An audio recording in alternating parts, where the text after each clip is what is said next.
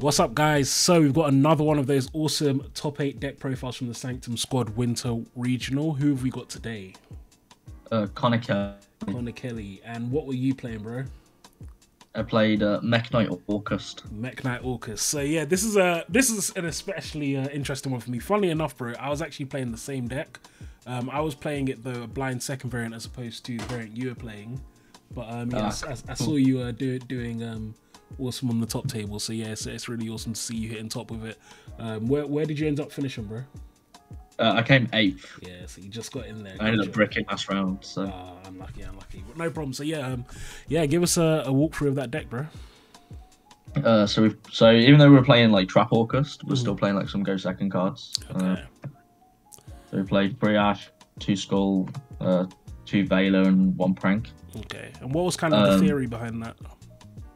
So with these 8 plus 3 Imperm, we had 11 Go Second cards, plus the Mekk-Knights. So this means that like we're drawing 2 of 2 Go Second cards that are also good going first. Like apart from Prankatops, 10 of the Go Second cards are still good going first. So we didn't mind drawing all these 10, and then Prank just like steals games.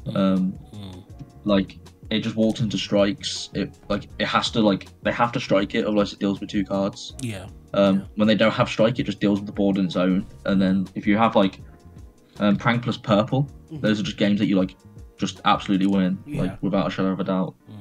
So that was it for like the hand traps and Prank.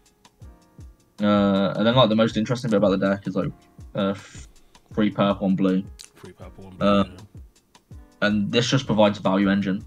So like while we're playing so the problem I have with trap decks all the time is that you play a trap deck, you draw 5 traps, and you have no way to win the game. Whereas like when you see 1 purple, purple over 4 turns is getting you a blue that's getting you another purple, and the purple's getting you 3 Gersus. So like you're getting this value just from this stick. Makes sense. And like purple is just like absurd because it's like 2/5. It dodges everything, and then it's just good to have going second, and even to go first. Like you don't mind seeing it in your opening hand because you know that over 3 more turns you're gonna get value because you know we're dying turn 2. So, and then obviously we played 3 Gersu, and this ties together the 2 hearts of the deck. This card's just really good. The effect of summon tokens just never came up, so we didn't want to play into Nibiru. So we never used the second effect really, other than like turns 3. Like turns 3, you can rule out Nibiru. So that's when we started using that effect just to build a bigger board. But otherwise, it was just search bluff purple, obviously, and then being able to ditch Nightmare. Did you find you were getting hand trapped on it a lot? Yeah. So like whenever wherever we just like went first and normal summoned it, it just got hand trapped. Yeah. Whether that be Ash or whether that be Veiler Imper. And that was fine because we're happy just to like set our hand and pass, and that was a good result for us because that means that my opponent's only playing with a 5-card hand. So then we just started simplifying the game state straight away, which was fine for us. And we play like a really thin line of Orcust. So that I like to think these are 2 cards because they kind of go together. This is obviously just to get into Galatea. And to leave the 1 banished so you can spin it back for a crescendo. And this just gives you the skeleton gives you the grind game. So initially I wasn't even playing the skeleton. I had an opinion of it that it just wasn't necessary. But then I started adding it, and then it gives you the grind game through like Skelly Wand is just like an absurd grind game. So we put it back in. And that's it for the monster count. We're quite thin on like the actual monsters, other than like the traps. So that was it for those. And then for spells, we were really thin. So we played Free Memory because this card's absurd. So going first was happy just to set our hand and pass. And then we'd during the end phase flip this, summon purple effect, tag itself out, add Gersu. then the standby plays, we summon the purple, then we have Gersu plus purple. And that means that like when we're summoning Gersu, and they have stuff like Veiler and Imperm, we're able to go purple chaining 2, target the Gersu to tag it out.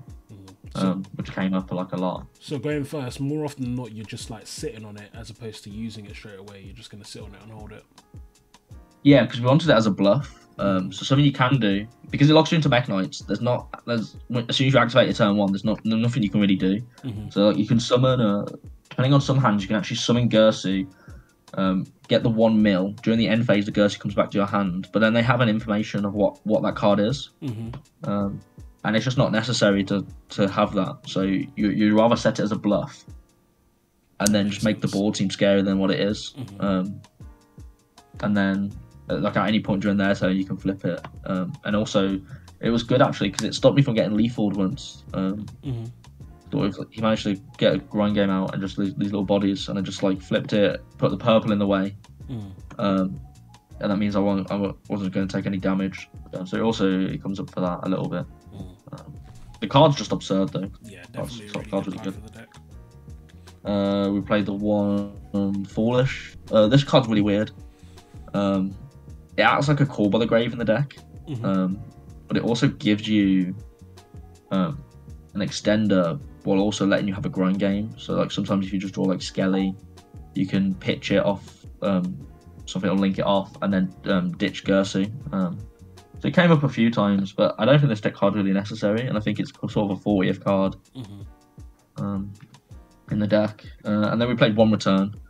Okay. So this came up just to set off Galatea and just get some draws. It also means like in a simplified game state where we're like now shuffling away a card, setting this and then activating it to draw 2. It means that we're just going to get more gas for the later turns. And that was it for the spells. Okay. No Prosp. Oh, interesting. Yeah, so you weren't playing any draw spells then? Yeah, I didn't play any Prosp because I actually felt like it wasn't necessary. Because I think a big thing with Prosperity is that when it gets a trap, it gives away the information, which I don't like. I think it's fine that the other decks like Dino, where you're comboing and putting up a board they can't beat. I think Prosp is fine. But I don't want to play Prosp in a tempo deck.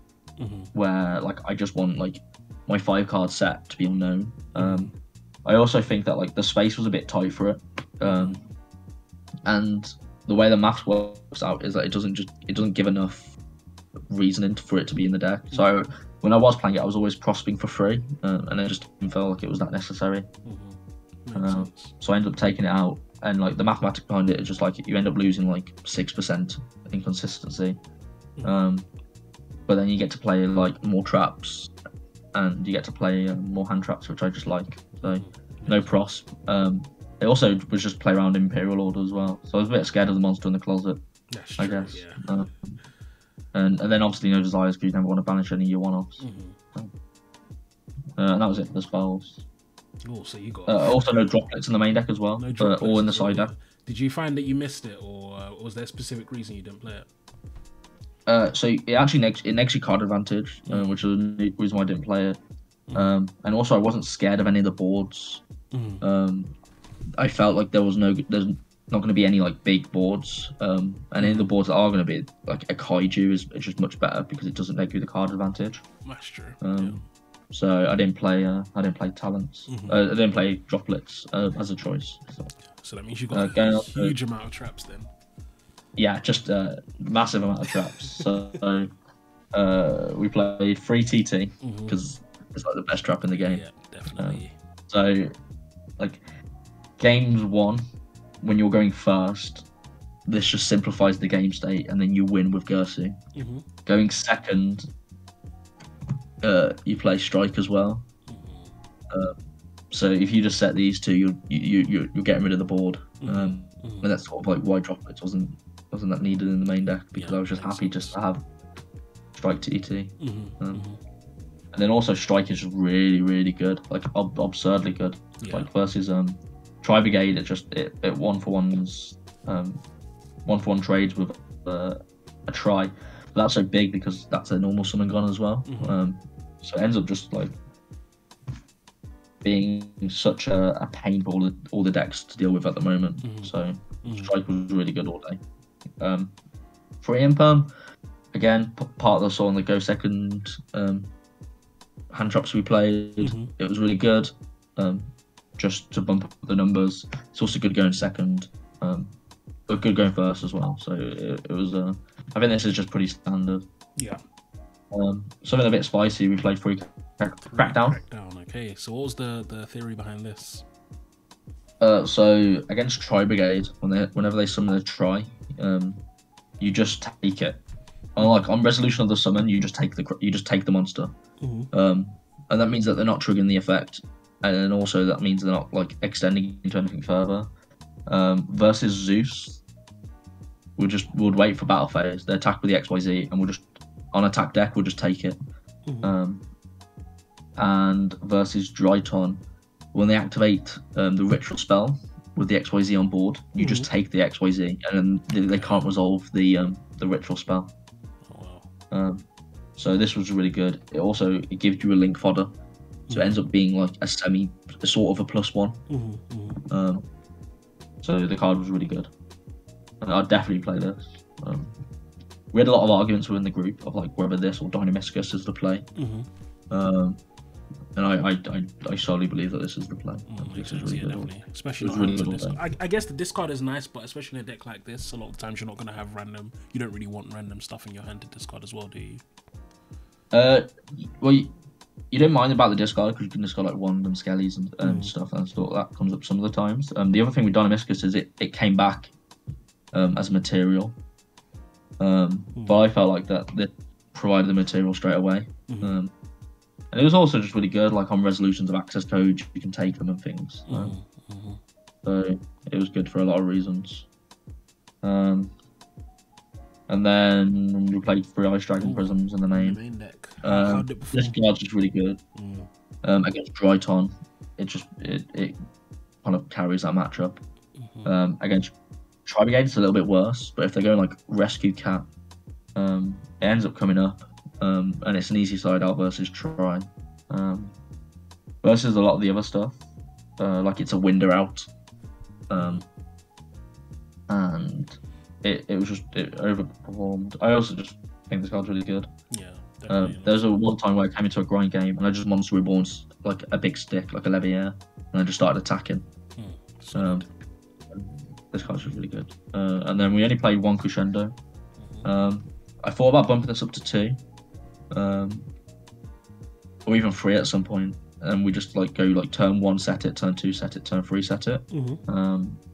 But I didn't like when I was drawing it going first without having a Gersi. So I just never wanted to draw this card. I always wanted to set it, so that's why we only kept it at 1. And then the Imperial Order, just because it's order. It's the win button, yeah. Yeah, so it's just 40 cards. We kept it at 40. Wanted to see memory. Solid. Okay, so what was the extract like? The extract was pretty standard. So we played 3 Galatea. Because we're like a grind deck, so we just wanted to make all 3. And then also like turn 1, we're only making the Galatea, and we're having the 2 back here. And then that means we can make dings over turns 2 and 3. So like Galatea was really good. And then we played 2 Ding Gersu. So Ding was really good, just all day. We kept it at 2 because you can summon it back with a Skelly. And then you're never really making it turn 1 anymore. Because obviously we play no Babel, so we're not like doing that. So we just we kept it at 2. And then we kind of played the engine requirements. So we played 1 Link Rebo, 1 Barricade blocker. So this was just like in the weird hands where you draw Nightmare or Wand, you just want to discard it. So you can go like Gersu, summon tokens, make Barricade, discard it, get into Galatea, set your Crescendo, and then this was obviously the token.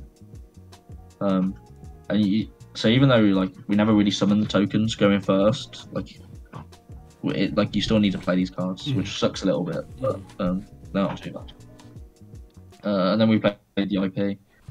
Even though we're not the Babel deck, it still comes up for the card destruction. And then sometimes, sort of in later turns, we're just making it anyway.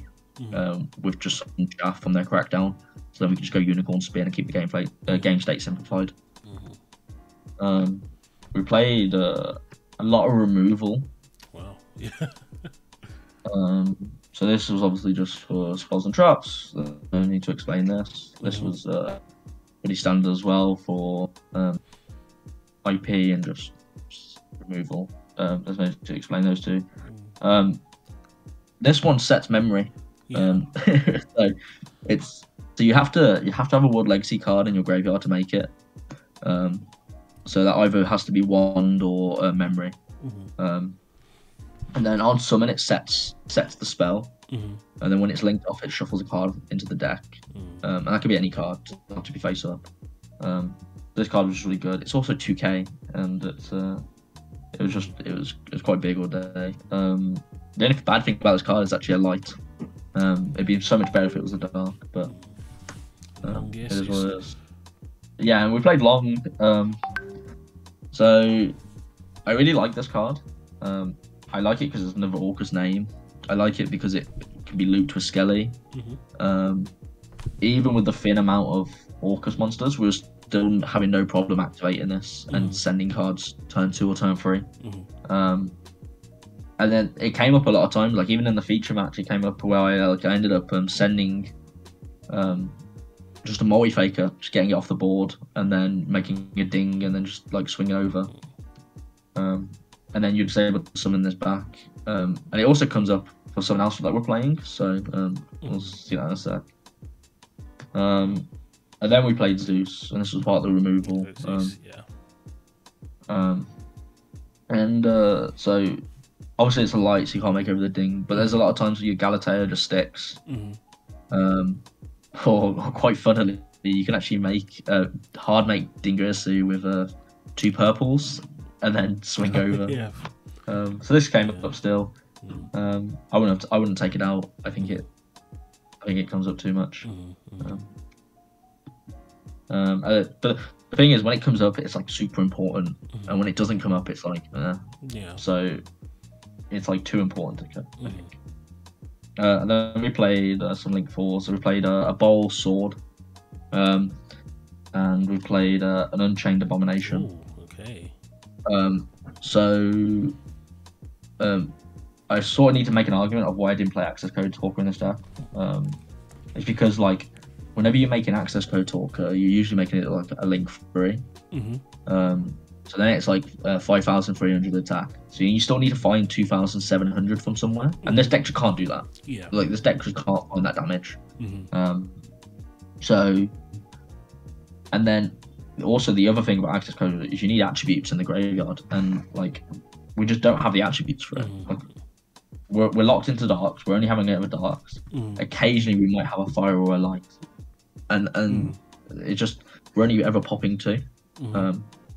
And this card also pops 2, except it pops at every end phase as well. So when we just want to make it for the grind game, we can just make this, attack over something, pop a card, during the end phase pop a card. When it comes back to us, we're popping a card as well. So if it sticks for a turn, like we're just winning that game because they can't keep up with those pops a turn. So this card actually was like really, really good. How often did you find yourself making the Abomination? I make it quite a lot. It's sort of when I can make it, I'll usually make it just because of the end phase effect.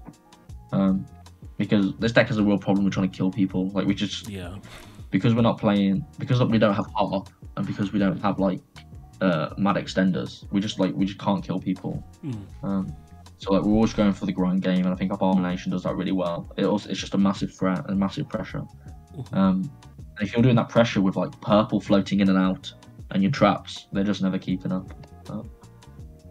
And that was like shown on the feature match with against Geist. He just couldn't keep up.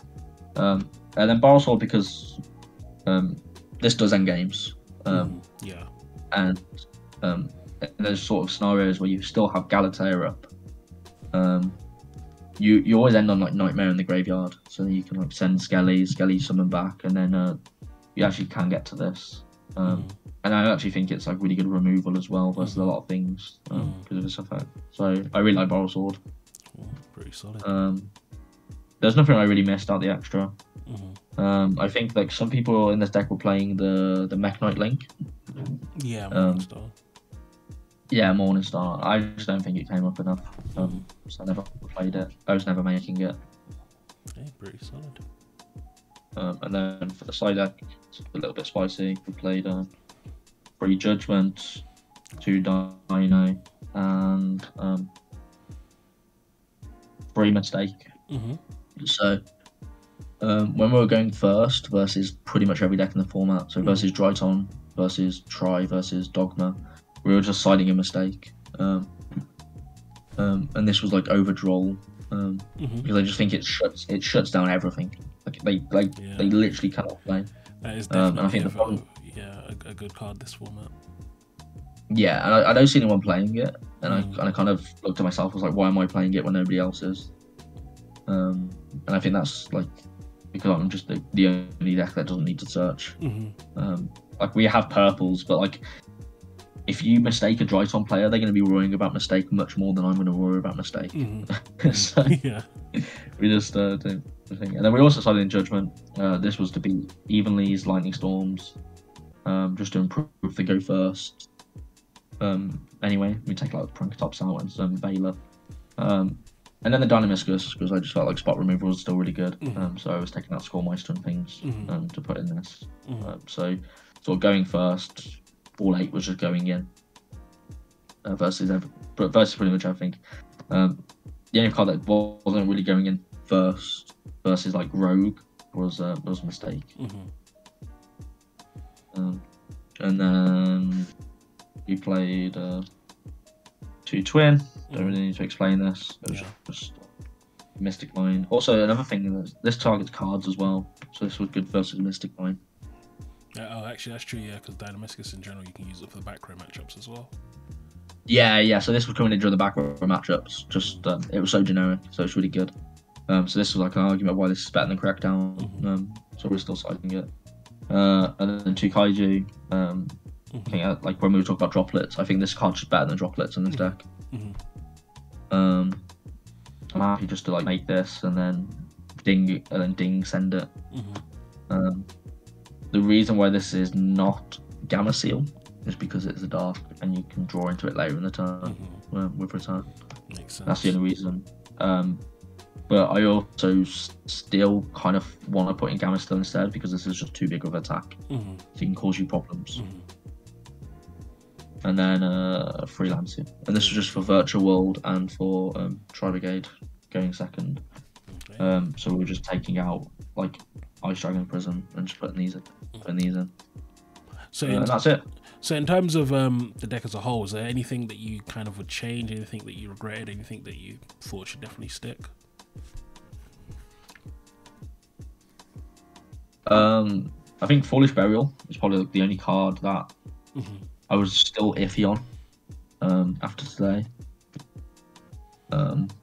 It's so like even when I see it, I'm like I'm not impressed by it, and then when I don't see it, I'm never missing it. Yeah. So I think that this could be in the deck, but it could not be in the deck. I think is the kind of the consensus about it. I think Crackdown will just never change. I think Crackdown is just really, really good in the deck. I don't see why it's not more widely adopted, especially in this format. Yeah. Or even last format we used to take kids. Like it was just really good. And yeah, I don't think there was really anything else. I think the Orcust lineup is fine. And I like this deck. I think this deck struggles anyway next format. When Soul Soul comes out, I think like this deck just struggles versus Sudden Shift. Okay. Actually, yeah, so, that's true. I'm not sure how easy it'll be to play through that in August. Yeah, I don't see myself playing this deck after this event. I think it's fun for locals. I'll still be playing at locals and things. I think it's really fun. But yeah, I just don't see how this deck plays through Sudden Shift. Yeah, no, I think I've already started planning my move away from August as well for next format. Yeah. Yeah. I'd rather just be normal summoning a Moyi over a Gersu. So. Yeah. But yeah, the deck was really good all day. We took some losses versus Virtual World. We just drew like all the imperms, all the Veilers. Oh no. And that deck just doesn't care about those cards. And then game 2, we just drew like all the monsters and no traps. And that's just like it's just the variance you take when you play like a trap deck. And then our other loss was to Tri Brigade. We lost the die roll. Go first. He just comboed. I just couldn't keep up. Didn't draw any hand traps going first. Going second in game 1. Game 2, we just mistaked him. The game plan went as expected. Mistaken Abomination just ground out the game. And then game 3 was a similar situation. It was just Combo. combo couldn't keep up. I mean, commiserations to having said that. One of the only people you lost to did go on to win the event. So So the person I lost to won the event, and the person that I lost to the following round came third. Yeah, so exactly. We were taking the good losses. We were taking No, but you've definitely done an awesome job, Connor, and I think I know for sure I'm going to be trying this deck a bit on DB while I still have the chance for the next few days. So really good job, bro. Have you got any shout outs for anyone? Shout out to Lewis Folks for taking me. Shout out to Ben Chandler for the Nando's. It was really nice. Shout out for Lewis Folks as well for paying for the Nando's since he lost the last longer. Dogma sucks. You should stop playing it. Shout out to Luke Delaney. Shout out to the Click. And those are all the shout outs. Shout out to Chinwagon. Big up the boys. Awesome, bro. So thank you everyone for watching. It's another one of them really awesome profiles. So stay tuned. I'll be putting some more up on my channel soon. Later on, guys. Peace.